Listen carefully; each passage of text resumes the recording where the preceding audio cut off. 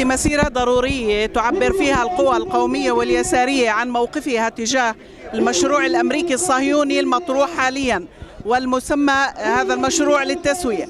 أي تسوية يريدون؟ يهودية الدولة، ضياع القدس، عدم عودة اللاجئين إلى وطنهم وديارهم. هذا ليس التسوية، هذه بنود تصفية كاملة وطنية شاملة، ليس فقط للقضية الوطنية الفلسطينية وإنما تصفية كاملة لحركة التحرر العربية بأكملها. نحن نحتاج على هذا، لدينا دائما أمل بأن الشعوب العربية توقف أي مخططات معادية لمصالحها. ريح الشعب الكحيان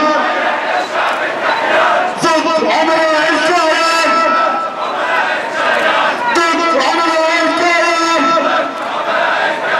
يا من خبزون بعمان،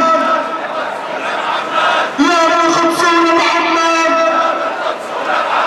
يا تاريخ مطار، يا تاريخ مطار.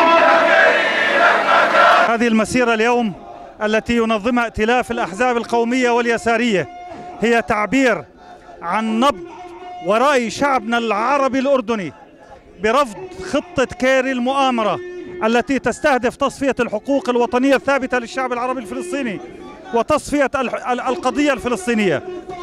بنفس الوقت هي تأكيد على التمسك بالثوابت الوطنية والقومية والتمسك بخيار المقاومة باعتباره اللغة الوحيدة التي يفهمها هذا العدو، وهي تأكيد على رفض كل أشكال التوطين أو البدائل لحق العودة. شعارنا اليوم لا لخطة كيري، نعم لحق العودة لا للتوطين.